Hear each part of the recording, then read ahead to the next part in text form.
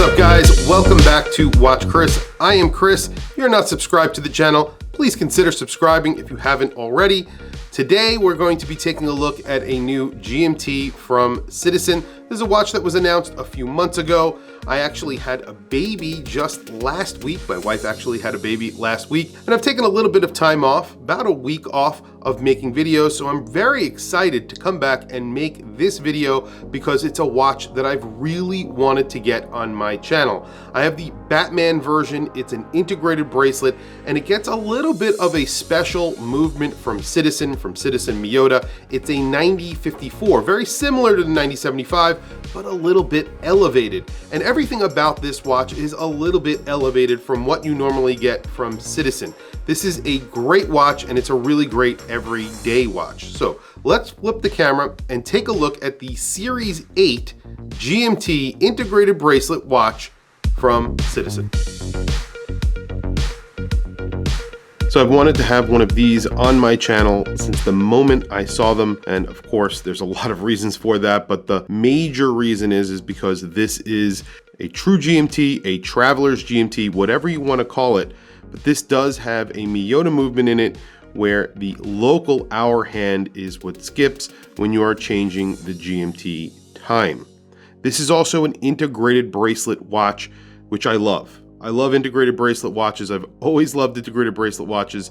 And this has a very nice bracelet on it. This is the Batman, so it's in black and blue. So it's not officially called a Batman, of course, but the bezel is in black and blue, and it is bi-directional, and it's 24 hours. The dial here is inspired by the Tokyo skyline at night. And when you look at it closely, there's little different shapes on it that look like sort of windows, I guess, is what they were going for. The indices are applied. They're little rectangles. They're a little bit faceted. The lume is applied to the minute track. So there's a minute track on this dial. There's little rectangles that are solid. Those are actually lume. You have fence post hands on here.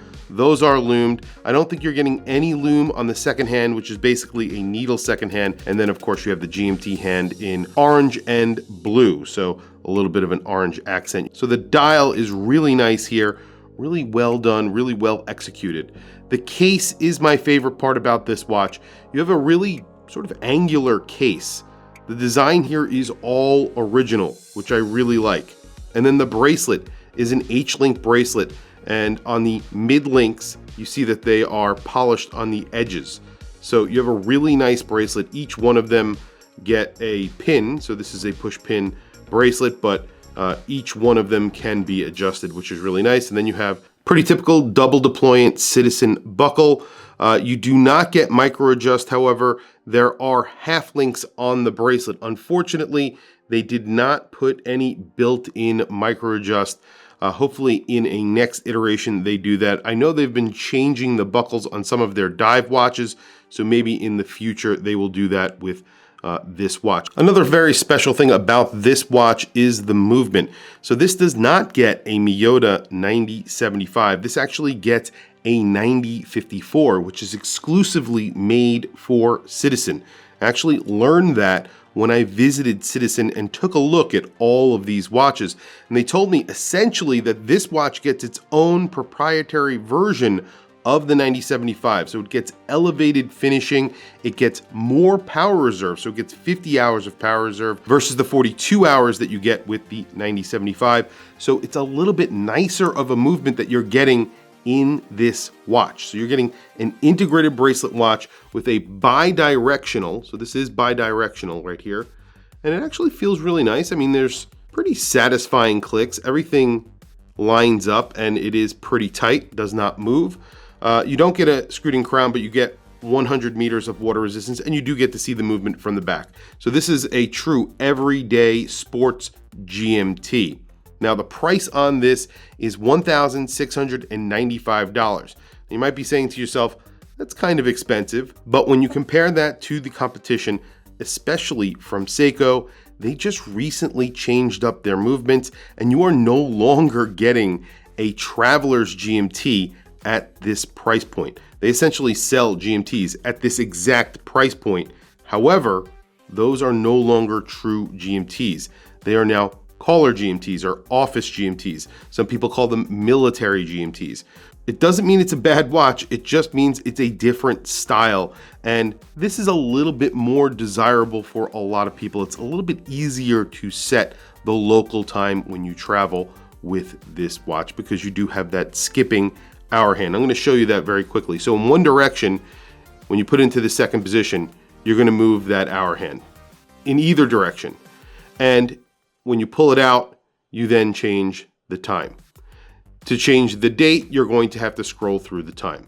So that is maybe a little bit of a disadvantage for this type of GMT versus a caller GMT, but I think the big advantage here is the hour hand that moves.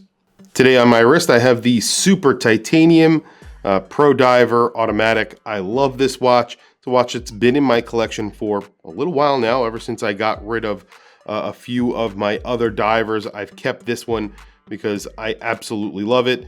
It's lightweight, it's comfortable, just a good looking watch. Well, there it is on my 7.5 inch wrist. This is a 39mm watch if you measure it at the bezel. At the case with these little areas that sort of stick out, it's around 41mm. So I would say this actually wears like a 40mm watch. You have a 48mm lug span. That's not including this male end link. With that male end link, it's just under 53mm, but it does turn down really well. So it doesn't wear like a 53mm lug to lug. The thickness on here is just over 13mm thick. You have a 6.8mm crown, and I really do think it looks great on my 7.5 inch wrist. The bracelet looks phenomenal. I really love the bracelet. I love the finishing on the bracelet. It's not blingy. There's not a lot of polish. I really like the H-Link. It looks great. So lume is pretty good on here.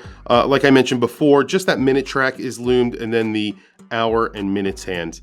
Of course, that GMT hand is also lumed. The second hand, unfortunately, not lumed. I like to see that my watch is working in the dark, so unfortunately they decided not to lume it. But that would be my only moan about this watch. And of course, the lack of micro adjust. But that is it, and I have to say, for this package, for this price, I definitely think it's worth it. I was waiting for Citizen, for Miyota, to come out with a watch like this, like the dive watch that they just recently came out with from Bulova. I hope they put this movement into a dive watch from Citizen.